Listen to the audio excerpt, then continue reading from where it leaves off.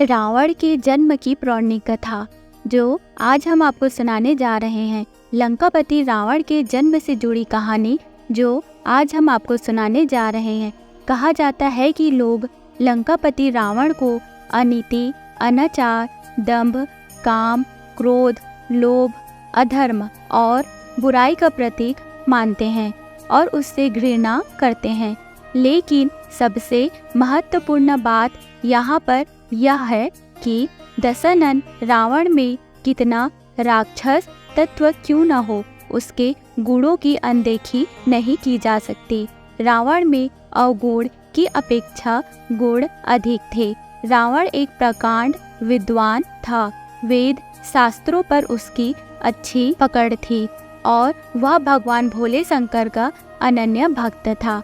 उसे तंत्र मंत्र सिद्धियों तथा कई गुण विद्याओं का ज्ञान था। ज्योतिष विद्या में भी उसे महारत हासिल थी। रावण के उदय के विषय में भिन्न भिन्न ग्रंथों में भिन्न भिन्न प्रकार के उल्लेख मिलते हैं। वाल्मीकि द्वारा लिखित रामायण, महाकाव्य, पद्म पुराण तथा श्रीमद्भागवत पुराण के अनुसार हिरण्याक्ष एवं हिरण्यकश्यपु दूसरे जन्म में रावण और कुंभकर्ण के रूप में पैदा हुए।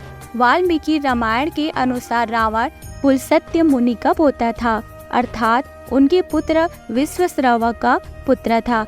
विश्वश्रवा की वर्णी और कैकसी नामक दो पत्नियां थी। वर्णी के कुबेर को जन्म देने पर सौतिया डाह वश कैकसी ने अशुभ समय में गर्भ धारण किया।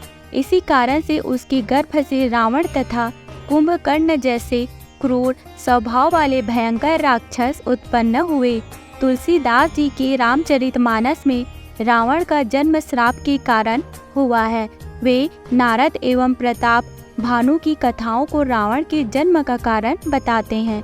इसके अनुसार भगवान विष्णु के दर्शन हेतु सनक, सनंदन आदि ऋषि बैकुंठ पधारे, परंतु भगवान विष्णु के द्वारपाल जय और विजय ने उन्हें प्रवेश देने से इनकार कर दिया।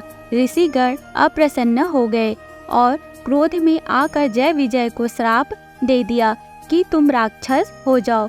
जय विजय ने प्रार्थना की कि वह अपराध के लिए क्षमा मांगे। भगवान विष्णु ने भी ऋषियों से क्षमा करने को कहा।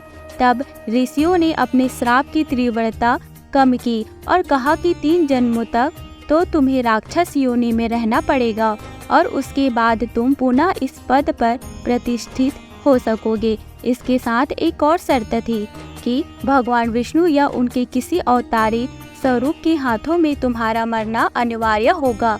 यह श्राप राक्षस राज लंकापति दशानन रावण के जन्म की आदि कथा है। भगवान विष्णु के ये द्वारपाल पहले जन्म में हिरण्याक्ष एवं हिरण्यकश्यपु राक्षसों के रूप में जन्मे। हिरण्यकश्यपु भी ताकतवर राक्षस था और उसने वरदान प्राप्त कर अत्याचार करना प्रारंभ कर दिया था।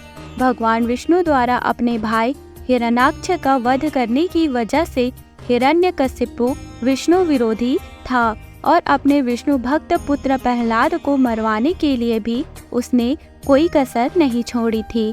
फिर भी भगवान विष्णु ने नृसिंह अवतार धारण कर लिया, हिरण्यकश्यपु का वध किया था। त्रेता युग में ये दोनों भाई रावण और कुंभकर्ण के रूप में पैदा हुए और तीसरे जन्म में द्वापर युग में जब भगवान विष्णु ने श्री कृष्ण के रूप में जन्म लिया, तब ये दोनों शिशुपाल व दंत वक्त्र नाम के अनाचारी के रूप में पैदा हुए थे। रावण को दशानन कहते हैं। उसका नाम दशानन उसके 10 ग्रीव नाम पर पड़ा। कहते हैं कि महातपस्वी रावण ने भगवान शंकर को एक एक कर अपने 10 सिर अर्जित किए थे। उस कठोर तपस्या के बल पर ही उसे 10 सिर प्राप्त हुए, जिन्हें लंका युद्ध में भगवान राम ने अपने बाणों से एक एक कर काटा था।